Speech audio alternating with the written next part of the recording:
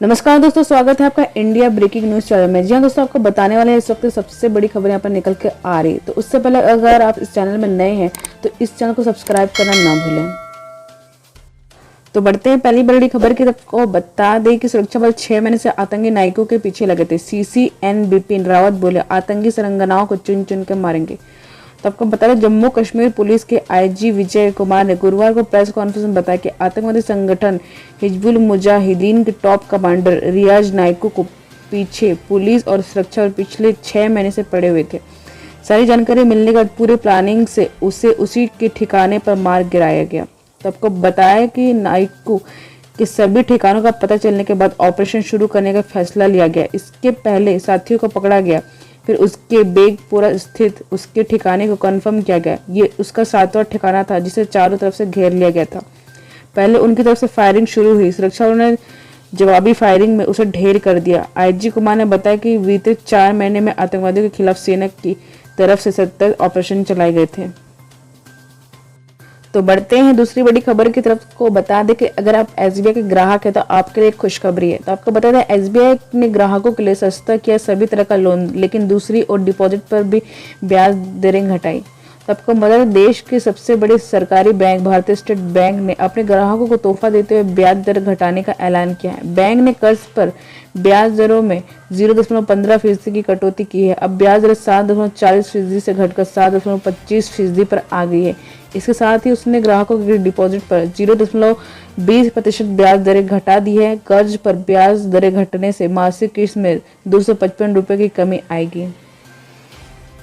तो आपको बता दें कि कर्ज पर नई दरें 10 मई से और FD पर नई दरें 12 मई से लागू होंगी। बता दें कि RBI ने मार्च में रेपो रेट 0.75% तक घटाया था। RBI अर्थव्यवस्था को बढ़ावा देने के लिए मार्च में रेपो रेट 0.75% तक घटाया था। बैंक द्वारा MCLR में लगातार 12वीं और वित्त वर्ष में 2020 और 21 की दूसरी कटौती है, जबकि मार्च में अब तक FD की दरों में 3 बार कटौती की गई है। इससे पहले अप्रैल में SBI ने ब्याज दरों में 0.35% की कटौती की थी। इस फैसले के बाद MCLR पर आधारित लोन पर EMI घट जाएंगी।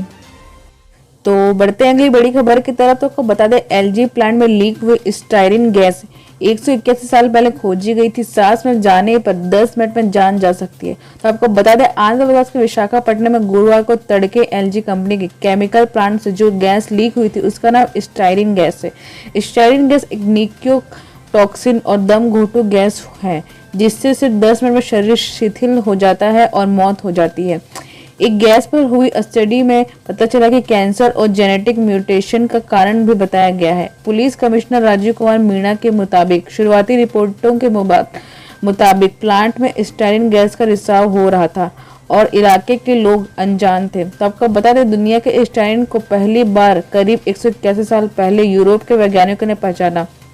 1839 में जर्मन वैज्ञानिक एडवर्ड साइमन ने अपनी प्रयोगशाला में अमेरिकी स्टाइगम नाम से पेड़ से निकली रॉल और रेजिन के एक वाष्पशील तरल को अलग करने में कामयाबी पाई थी। दुर्घटनावश वे जिस पदार्थ तक पहुंचे उन्होंने इसे स्टाइलोल नाम दिया था और उन्होंने यह भी देखा कि जब स्टाइलोल को हवा, प्रकाश या गर्मी के संपर्क में लाया जाता है तो धीरे धीरे एक कठोर रबड़ जैसे पदार्थ में बदल गया, जिसे उन्होंने स्टाइलर ऑक्साइड कहा। 1845 में जर्मन केमिस्ट ऑगस्टन हॉफमैन और उनके छात्र जॉन बेलिथ ने स्टाइन के फॉर्मूले को C8H8 के नाम से मशहूर हुआ। इसमें कार्बन के 8 और हाइड्रोजन के 8 अणु आपस में गुथे होते हैं।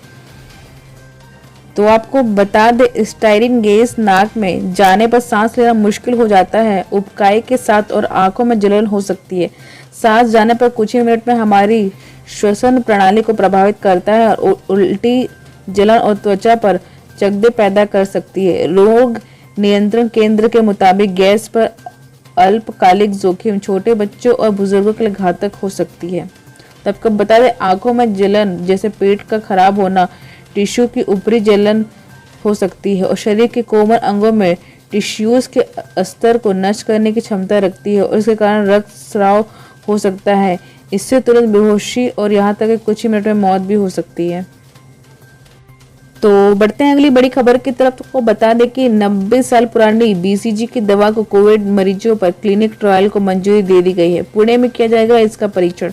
आपको बता दें देश में कोरोना संकट के बीच एक राहत की उम्मीद नजर आती है। कोरोना के इलाज के लिए 90 साल पुरानी बीसीजी की दवा के क्लिनिक ट्रायल को केंद्र सरकार ने मंजूरी दे दी गई है। ये ट्रायल महाराष्ट्र में पुणे से सुसन हॉस्पिटल में किया जाएगा। मुंबई के परेल स्थित हाफी किंग इंस्टीट्यूट में इस दवा पर रिसर्च की जा रही है। तो आपको बता दें फ्रेंच बैक्टीरियोलॉजिस्ट अल्बर्ट कॉलमेट और कैमिल गुरिन को इस वैक्सीन को बनाने में 1908 और 1921 के बीच 13 साल का वक्त लगा था। अब तक इसका इस्तेमाल टीबी के मरीजों के लिए किया जाता था। नतीजे बेहतर रहे तो कोविड-19 के खिलाफ भी ये वैक्सीन बड़ा हथियार बन सकती है।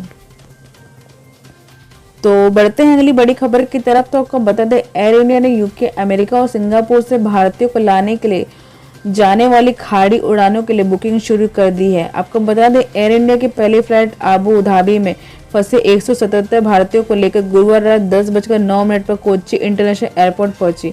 एयरलाइन के प्रवक्ता ने बताया कि अगली फ्लाइट दुबई से 10:45 पर कोझिकोड इंटरनेशनल एयरपोर्ट पहुंचेंगी। दरअसल एयर इंडिया ने भारत में फंसे यूके, अमेरिका और सिंगापुर के नागरिकों को और वैध वीजा धारकों के लिए बुकिंग शुरू कर दी है। विदेशों में फंसे भारतीयों को लाने के लिए वंदे भारत मिशन के तहत जो फ्लाइट इन देशों में जाएंगी उनमें इधर से भी लोग जा सकेंगे। तो आपको बता दें वंदे भारत मिशन के पहले फेज में भारत विदेशी में फंसे भारतीयों को लाने के लिए वैसे तो एयर इंडिया की फ्लाइट 12 देशों में जाएंगी, लेकिन दोनों तरफ आवाजाही की सुविधा फिलहाल यूके, अमेरिका और सिंगापुर जाने वाली उड़ानों के लिए शुरू की गई है।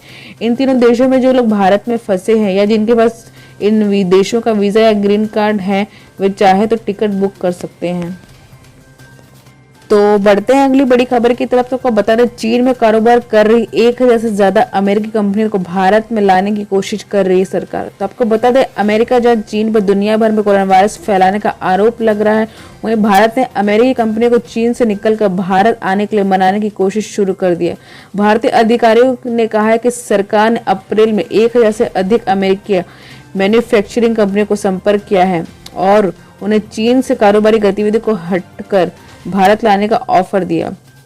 ये कंपनियां 550 से अधिक उत्पाद बनाती है। सरकार का मुख्य ध्यान मेडिकल इक्विपमेंट आपूर्तिकर्ता, food processing unit, textile, leather और ऑटो पार्ट्स निर्माता कंपनियों को आकर्षित करने पर है। तो आपको बता दें ट्रंप प्रशासन का आरोप है कि चीन ठीक तरह से इस वायरस से नहीं निपटा। अमेरिका ने आरोप से वैश्विक व्यापार पर बुरा असर पड़ने की आशंका है। तो बढ़ते हैं अगली बड़ी खबर की तरफ। तो पता है 23 अगस्त रविवार के दिन होगी जेई की एडवांस 2020। पिछले साल की तुलना में इस बार 3 महीने टली परीक्षा। तो आपको बता दें देश भर में लॉकडाउन के चलते अटकी एंट्रेंस एग्जाम की इंजीनियरिंग के लिए होने वाली joint entrance exam JEE advance की नई तारीख आ गई है। गुरुवार को केंद्रीय मानव संसाधन मंत्री रमेश पोखरियाल ने ट्वीट करके बताया कि जेई एडवांस 23 अगस्त रविवार के दिन होगी। तो आपको बता दें ये प्रवेश परीक्षा पहले 17 मई को होनी थी, लेकिन कोरोना वायरस लॉकडाउन के चलते ये स्थगित कर दी गई थी। जेई मेंस और जेई एडवांस परीक्षा के लिए जरूरी योग्यता माना जाता है कि इसके जरिए आईआईटी में प्रवेश मिलता है। 2020 के जरिए JEE mains exam National Testing Agency और advance exam Indian Institute of Technology Delhi आयोजित कराएगा। तो आपको बता दें केंद्रीय मंत्री पोखरियाल ने अपने मैसेज में लिखा कि सभी विद्यार्थियों को सूचित किया जाता है कि जेई एडवांस परीक्षा 23 अगस्त 2020 को सुनिश्चित होगी। मुझे आशा है कि आप सभी लोग बहुत मस्ती के साथ पढ़ रहे होंगे और जो तिथियां घोषित की है उसके हिसाब से तैयारी भी कर रहे होंगे। तो बढ़ते हैं अगली बड़ी खबर की तरफ। तो बता दें पैसे निकालने के लिए नहीं जाना पड़ेगा एटीएम, पड़ोस की दुकान से ले सकते हैं कैश। तो आपको बता दें कई लोग कैश के लिए एटीएम और बैंक जाने से बच रहे हैं। लोगों को उनके घर के पास ही कैश मिल सके इसके लिए दुकान पर पॉइंट ऑफ सेल मशीनें रखी गई हैं। इससे यहां से भी पैसे निकाले जा सकेंगे। पीओएस टर्मिनल से पैसे निकालने को लेकर भारतीय रिजर्व बैंक ने अक्सर पूछे जाने वाले सवालों की लिस्ट फिर जारी की है। तो आपको बता दें लोग अपने डेबिट कार्ड के जरिए कैश निकाल सकते हैं। बैंकों की ओर से जारी ओपन सिस्टम प्रीपेड कार्ड से भी पैसे निकाले जा सकते हैं। यूनिफाइड पेमेंट इंटरफेस के जरिए भी पैसे निकाल सकेंगे। प्रधानमंत्री जनधन खातों के साथ मिलने वाली ओवरड्राफ्ट फैसिलिटी से लिंक इलेक्ट्रॉनिक्स कार्ड का भी इसके लिए इस्तेमाल किया जा सकता है। हालांकि क्रेडिट कार्ड का इस्तेमाल इसके लिए नहीं किया जा सकेगा। तो आज के लिए बस इतना ही दोस्तों। अगर ये वीडियो आपको अच्छी लगे तो इस वीडियो को लाइक करिए और शेयर करिए अपने दोस्तों के साथ। अगर आप भी जुड़ना चाहते हैं हमारे साथ, देश की तमाम बड़ी खबरें सीधे आपके पास पहुंचे, तो इस चैनल को सब्सक्राइब करना ना भूलें। धन्यवाद।